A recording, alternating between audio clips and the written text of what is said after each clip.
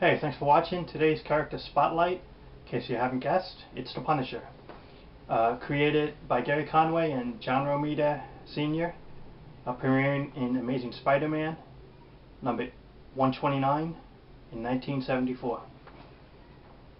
Punisher started out basically hunting Spider-Man because of the Jackal saying Spider-Man was evil and getting hit on him.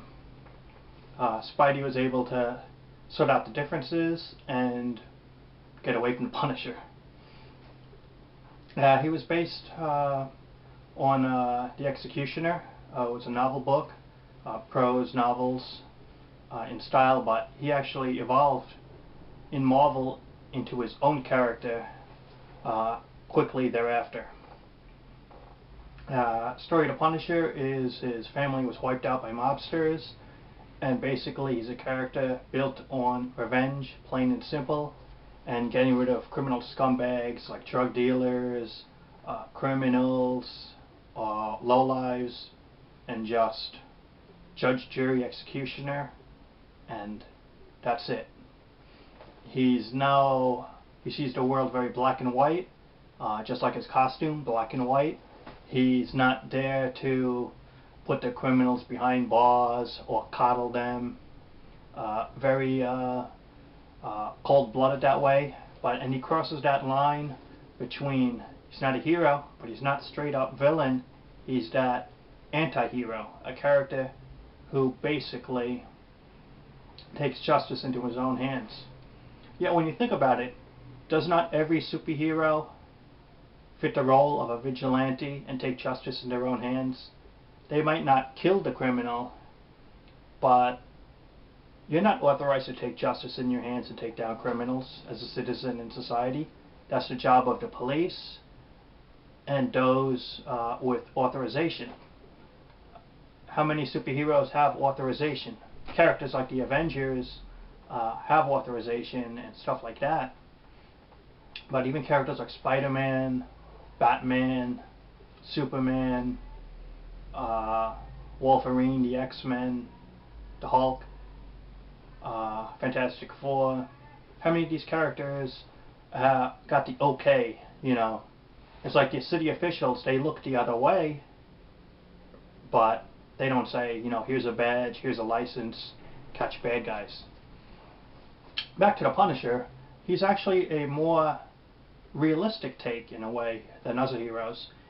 Punisher would let's say, go to the gang hideout, he'll kill the criminals, he will take the money and the guns he gets, then he will use that money to buy more weapons, more guns, as well as use the bad guys' guns as his own to fight his war on crime. It's escapist fantasy, escapist fun, as is any superhero comic book when you think about it, because they do stuff that entertain you, but in the real world, you know, wouldn't fly.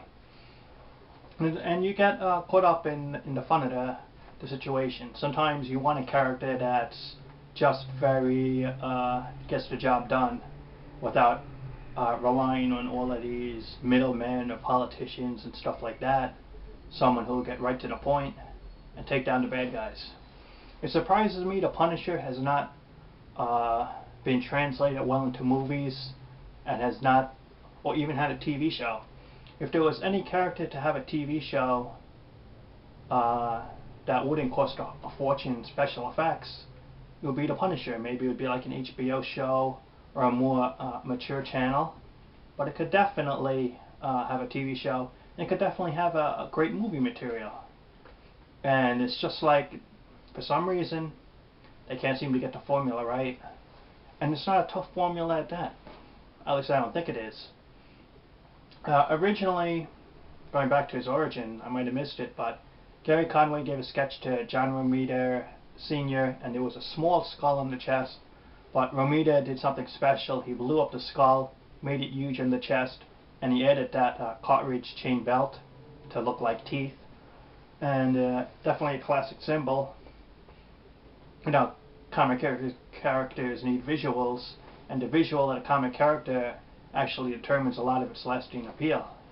Romita Sr. had a hit with Wolverine, and he struck gold twice with the Punisher, in my opinion. So, as a character, in the 80s, the Punisher took off. By the end of the 80s, he was overexposed. Into the 90s, popularity went down. I think they've definitely had Marvel has mishandled the character quite a number of years, and even in the 00 decades he's been revitalized a bit. I don't think his popularity is anything like it was in the 80s, but overall it's a character that is a icon and mainstay of the Marvel Universe. He started out small as a supporting character, and yet he found his appeal. He found his, I guess, his niche in the Marvel Universe. He actually fits a unique role in the Marvel Universe because there's not really many characters like him, or his style of justice, or doing what he does. Most of the other heroes just leave him alone. I remember in the early issues Spider-Man would be hunting him, or Daredevil, but now it's just like a character that I think the Marvel Universe heroes go, if you don't bother us, do your thing, we won't bother you, and just they look the other way. So that's it. That's my thoughts on the character. Subscribe, hope you like it, and catch you later.